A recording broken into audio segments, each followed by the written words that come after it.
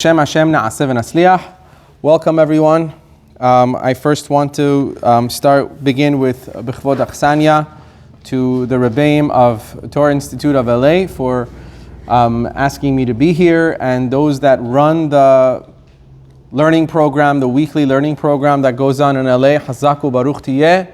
May it be Bezrat Hashem for many, many, many years to come. Bezrat Hashem, so much so that your children should come and learn in the program soon. All of yours. Bezrat Hashem. Thank you so much for having me. So, I named the subject of the drasha today, if you wrote a book. Am I correct? That was the subject? Right. If you wrote a book. The reason for me calling it that is because I wanted to discuss the Aseret HaDibrot that we just had this past Shabbat. We had the 10 Commandments this past Shabbat, and obviously this is something very, very important and fundamental in our belief system, in our Torah. So much so that the Aseret HaDibrot is not, even today if you look at it, is not singled out by many, even though it's mistakenly done so, but by many it's not looked upon as a Jewish law. By many, it's looked upon as an international law. It's everybody's law, the 10 Commandments, even though many of which that claim it to be theirs as well as ours don't fully know the 10 Commandments, right? Many people of other religions that say, I fully believe in the 10 Commandments and I abide by the 10 Commandments. You ask them what the 10 Commandments are, they usually come out short one or two. And that main one that they're always missing is keeping Shabbat, which they never obviously counted correctly to see that it's always missing one. And then when you tell them, one of the 10 Commandments is to keep Shabbat, they look at you like, no, can't be. 10 Commandments is mine. And you have to always tell them, no, it's mine. It actually is mine. It's a fundamental, basic law system in the Jewish religion. That's what we are. And it's okay for other people to believe in it. Absolutely. Until recently, it was a part of many institutions on their logos, on their front lawns, in front of major courts. There was the 2 tablets with the Aseret HaDibrot on it. I don't know what they did with the Shabbat part. Maybe they split some people say they split one of the Dibrot into 2, so they make up for the Shabbat one. But be that as it may, it's internationally known and respected. In fact, I should add, this is the reason why the Chachamim say that we don't say the Aseret HaDibrot on a daily basis. Really, it was supposed to be instituted in the Siddur for us to say just like the Shema every day. However, the Romans and the Greeks, they decided that, the Jews did one thing right, and that's the 10 Commandments. It makes so much sense. Don't kill, don't steal. All these things are very logical. It is mere perfection. This is one thing that we believe, that the Jews have, that we believe in. So what did the Chachamim do? Okay, we're not saying it anymore. Why? Because they said if this is something that they're saying they believe, and this is the only thing that is good in the Jewish religion, then that's the only thing we're not going to say on a daily basis, because we don't want people to think this is the only Torah. The Torah has many more mitzvot. This is not the only Torah. Part of the reason why Sephardim do not stand when we say Aseret HaDibrot on Shabbat, because we don't want to say that this is more important than the rest of the Torah. Ashkenazim who do stand, they're standing all year round for the entire Torah. So if they're standing for Aseret HaDibrot, there's no change. For Sephardim, since we sit the entire time, comes 1 week, we stand up for Aseret HaDibrot, what are you saying? You're saying, this part of the Torah, I believe in. Everything else, I don't know. So we shouldn't do that. That's why Sephardim don't have the minhag. The Rambam says we shouldn't. Anyway, so if you were given the task of writing the Aseret HaDibrot, this would be your book. You were given the task of writing the 10 Commandments. How would you write it? Allow me to explain. The first of the Aseret HaDibrot starts with what? Anochi Hashem Elokecha asher hotzeticha me'eretz Mitzrayim. I am Hashem your God that took you out of Egypt. Lo yelecha Elokim acherim, or Elohim acherim. You shall not have other gods. And then it goes into the other commandments. Kabed et avicha v'et imecha. The second tablets go into Lo tirtzach, do not kill. Lo tignov, do not steal, right? These are all things that have the death penalty, right? Many of which everybody agrees on, that are very, very logical. So, all of these fundamental laws that were put in the Aseret HaDibrot, if I ask anybody, you would say, yes, I would put this as a part of the 10 Commandments. They're all fundamentals, absolutely. Crucial to life, absolutely. Crucial to a stable system of life, absolutely. Right? So far, so good? Yeah. Then we come to the last of the Aseret HaDibrot. What's the last of the Dibrot? What's the last one?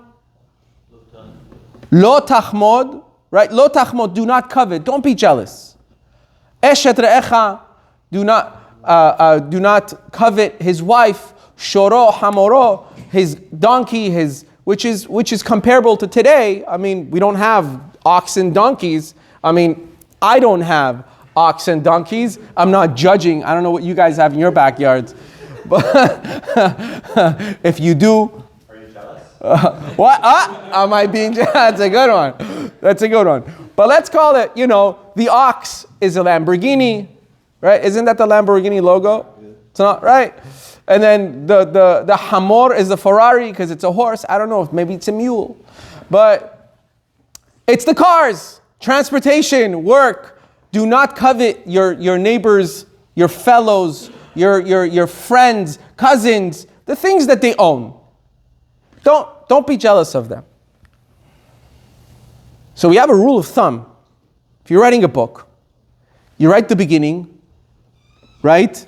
And then the middle is what we used to call in English class the body of your book or your essay. That's the body of the essay. And usually the body of the essay has things, as they call it in French, chert. It's a bunch of stuff right in the middle. And then what do you end it off with? What you end off with is the most important thing because you're going to connect it to the beginning. It's how you started. You started, then you had a bunch of stuff in the middle, and then at the end you bring everything together, and that's the end. So now let's go back. The Aseret HaDibrot, fundamentals that are accepted worldwide. Worldwide. Don't kill, don't steal, don't. All of those things, and then it ends off with what? Lo tahmod eshed re'echa, do not be jealous, do not covet things that your neighbor has. Now, if I ask you again the same question, if you were given the task of writing this book, would you end it off with lo tahmod? It doesn't sound so fundamental. It doesn't sound so severe as the other commandments. The other commandments are like, like don't steal. It's not, the don't steal in the Aseret HaDibrot is not, don't take your fellow's pen. It's talking about kidnapping for ransom, right? It has a death penalty. It's things that are very, very severe. Then we end off with what? Let the guy have his car, let him enjoy, don't covet. How is that capsulating and finishing off the most awesome revelation at Mount Sinai, revelation at Har Sinai with the Aseret HaDibrot? Do you understand the question? It's a very, very strong question. We have to understand why Lo Tahmod is so important for Hashem to make that the conclusion of what He's going to give over to Am Yisrael for generations to come. Hashem is at Mount Har Sinai. He's giving the Aseret HaDibrot. Anochi Hashem Elokecha. All these things I'm giving you as core fundamentals of the values that you will live for generations, and I'm going to stamp my signature by telling you, and don't be jealous of other people. You could have ended it off by, don't take a life no matter what. Life is mine. That would have been, I'm not God. Those that are married know exactly what I mean, right? As soon as you get married, you realize pretty quick you are not close to being a God.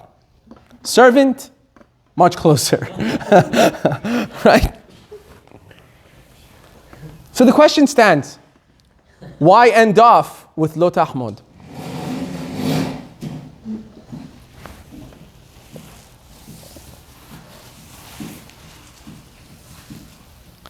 If I were to ask you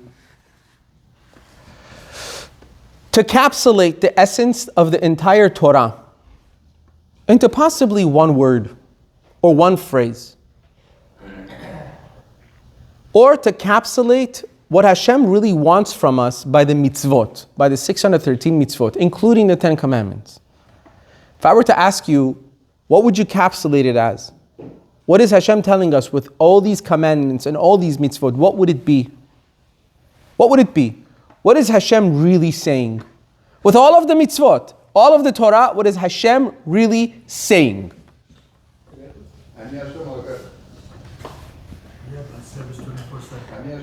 That's 3 words. So I said word or phrase. No, that is in a different, no, that is, I knew some people are going to make a mistake. That's why I phrased my question precisely. I said, the mitzvot that we have in the Torah, if you were to phrase it in a phrase or a word, what is Hashem saying? Which means what? Ani anochi Hashem Elokecha. I am Hashem, your God. There is no other thing. There is no other purpose. Finito. That's the end of the line. What I'm trying to tell you by giving you all of the mitzvot of the Torah, 613 mitzvot of the Torah, and the thousands of branches that you will gain be'ezrat Hashem in the future years, rabbinic laws, all these things that you're going to go through, there's only one thing that I'm trying to make you understand. At the end of the day, Ani Hashem Elokecha, I am Hashem your God. There is no other purpose. By the way, I believe the Ramban says this.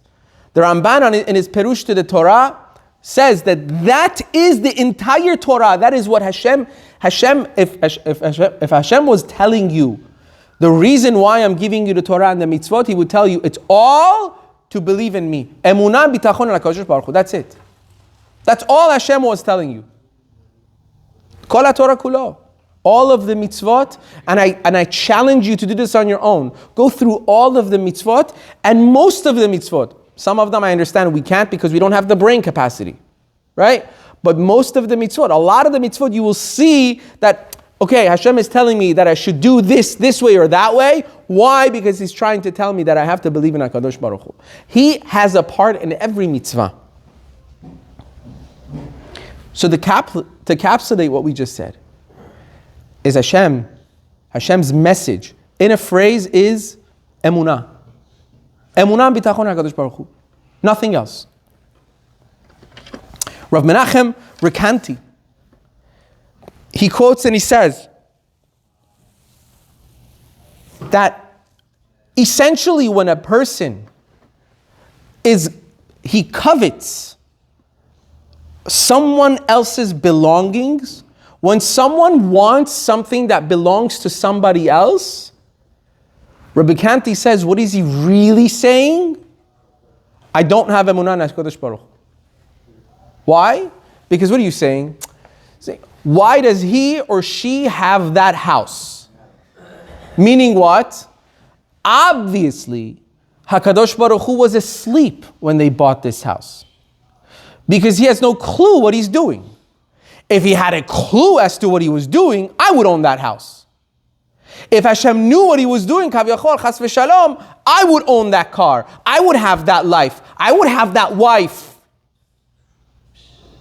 So in essence, Rabbi Kanti says, when you are saying that I have an urge for what's not mine, what you're really saying, you don't have an emunah in HaKadosh Baruch Hu. The anochiyut of HaKadosh Baruch Hu makes no sense to you. So there's no anochi Hashem Elokecha. So you're completely deleting anochi Hashem Elokecha. Nothing else matters. Again, that is the purpose of the entire Torah. That's what Hashem is trying to tell you. I am making you my servant. I'm giving you the mitzvot for you to understand that I'm here.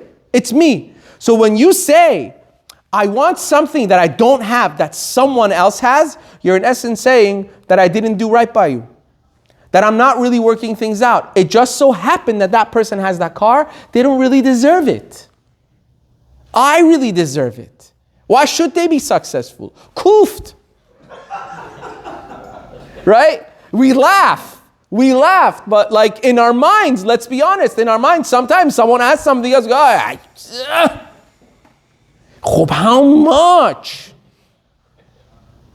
That car too, another one too. So, wait until we finish with this. I got a lot to say today. Rav Dessler has a beautiful mashal. Rav Eliyahu Dessler says, you know what it's like when you want something that's not yours, that HaKadosh Baruch Hu has given to somebody else? You know what it's like? He says it's like wanting someone else's prescription glasses. They just bought a pair of beautiful new glasses, not from Zenny Optical or I Buy Direct. You know, those cheap $10 with the prescription, and will come and size it to your face, $10. Right?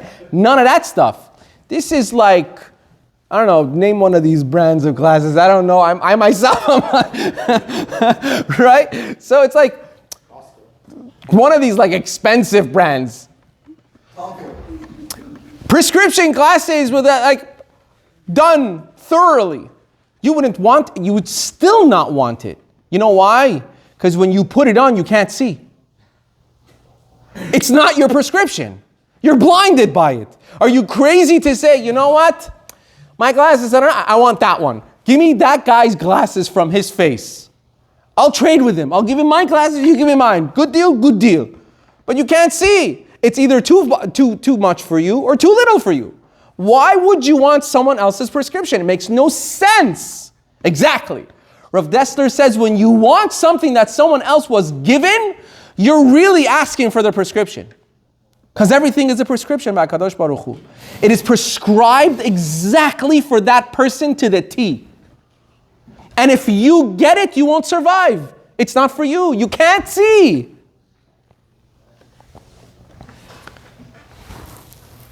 Rav Chaim Vital says that the 10th of the Aseret HaDibrot is the entire culmination of the entire Aseret HaDibrot. That's what Rav Chaim Vital says. Rav Chaim Vital says the 10th one of Lo Tahmod has within it all the rest of the 9 of the Aseret HaDibrot of the 10 Commandments are within the last one. And that was our question. Why would HaKadosh Baruch Hu end off the Aseret HaDibrot with this 10th one? Lo Tahmod Eshet Derecha. Don't be jealous. What does it have to do with anything? Rav Chaim Vital says it is everything. Everything that Hashem said from the beginning of Anochi Hashem Elokecha to the end is all in the conclusion. Lo Tahmod. Why? Because at the end of the day in the 10 Commandments, all I'm telling you is you have no power of your own. I own it all. I created it all. I am everything. The entire purpose of the Diberot and the 613 Mitzvot is me. So if you really accept the 10th commandment, you're accepting all of them. I guarantee many people have never thought that the last of the commandments was Lo Tahmod would be one of the most important ones. But I'm not done. Rav Zev Smith puts this into perspective beautifully. He says, Anochi Hashem Elokecha is the mitzvah of emunah and bitachon in HaKadosh Baruch Hu in machshava. You know, there's a debate between the Chachamim as to whether Anochi Hashem Elokecha is a mitzvah of the 613 mitzvot or not. Why? Because they ask, what do you do? Anochi Hashem Elokecha is not there's nothing you can do. You either believe or you don't believe. How am I doing the mitzvah? Right? So that's a side question on the side, whether it's a mitzvah, it's accounted. But at the same time, it definitely is a commandment in the Torah, b'machshava. Which means Anochi Hashem Elokecha, it's something in your heart and in your mind. To believe in HaKadosh Baruch Hu fully, that He is in control of everything. That's the first commandment. Rav Zev Smith says, the 10th commandment, Lo Tahmod, is connected to the first commandment. How so? He says it's emunan bitachon b'maaseh, in action. It finishes off the Anochi Hashem Elokecha. It completes the Anochi Hashem Elokecha. Have emunah in me. That's in machshava. How do you do the mitzvah, so to speak, the oraita, aseh, the oraita of emunan bitachon, I believe in HaKadosh Baruch Hu, by seeing the guy in their Ferrari and saying, Nusha Junesh. Imagine every day that you see someone have something that you would have wanted and saying, you know what? Bracha v'atzlacha, Hashem should give him 10 times more. You just did the mitzvah d'oraita. That's the action that's involved in it. First, you're thinking, I'm not going to be jealous because I have emunah HaKadosh Baruch Hu. That's in machshava. That's in thought. It's before the ma'aseh. Then the ma'aseh comes by you not being jealous of it and say, you know what? May they have even more. That becomes the ma'aseh. It's an incredible idea. It's crazy. Imagine every single day we see people open businesses that we would have wanted to have, and like open shops or go into different kind of businesses that we wanted to do, or different kind of fields, or I don't know, wives, husbands, homes, this and that. And each and every time we have the zechut and the opportunity to do a mitzvah aseh d'oraita. It's crazy. Just by saying, Baruch Hashem. Why not? Hashem should give him 10 times more. Not only you do the mitzvah of v'ahavta l'ra'acha kamocha, which is also what the Torah is about, but you're also doing the mitzvah aseh of lo tahmod, lo tahmod. That's why every single morning, we make a bracha every single morning. What do we say? Sha'asa li kol tzorki. HaKadosh Baruch Hu has given me, has made for me everything that I need. My father, alav shalom, I remember as a kid, and I do this today myself with my kids. I used to ask from my father to buy me something. I wanted something, right? And I knew how he works, so I had to prepare from before how to phrase it. What do I bring to the table in order for me to get what I want, right? And I was trained well. I would you don't understand. So I would say, Baba, I want this, I want that. He would always say, do you want it or do you need it? If you need it, I'll get it for you. If you just want it, we don't get everything we want. And I used to always have to work on the need. Oh, this teaches me math. This will teach me science. This will make my brain work better. The things I used to think. I was like 10 years old. You don't understand. I still remember having to work out the reasons why I wanted something. Right? Sha'asa li kol tzorki. We say HaKadosh Baruch Hu has created for me, has given me everything that I need. Tzorech is a need, not a want. We ask HaKadosh Baruch Hu to give us what we need, not everything that we want. Sometimes things we want are not good for us. What we need, only HaKadosh Baruch Hu knows what we need. So we ask Him, we thank Him for giving us what we need. So now, the Satmar Rav Robuel Teitelbaum. Listen to this. I'm telling you, this for me was such a huge wake-up call. The Satmar Rav says, if you need help to help you not be jealous or not want something that someone else, you're working on it. Right? You're working on it, you're trying to make it so that you don't want what someone else has. You know it's wrong, and you want to do the mitzvah. So, what do? He says, look at the end of the same pasuk in the Aseret HaDibrot. What does it end off with? First it says, Lo tachmod, it says, Eshed re'echa, shoro v'hamoro, right? His donkey and his ox and his wife and his house, all these. Then it says what? V'chol asher le're'echa. Everything that is for your fellow. Meaning everything that he owns, whatever he has, don't covet it, don't want it. So he asks, You must ask yourself. The pasuk just listed a few things already. Once you list more than 2 or 3 things, I already know that you're telling me, don't be jealous of anything your friend has. Why finish it off and tell me, either the pasuk should say, Lo tahmod kol asher lere'echa, do not be jealous of anything that your friend has, or list things, and then I'll know that I shouldn't covet anything. Why end it off by saying, V'chol asher lere'echa, and everything that your friend owns? The Satmar Rav says, people always show off in the open things that they don't mind people to see. They don't mind you to see their nice car. They don't mind for you to see their nice house. They don't mind you to see their nice suit. But let's be honest, everybody has challenges and things they don't want people to know about, they don't want people to see. Those are always hidden.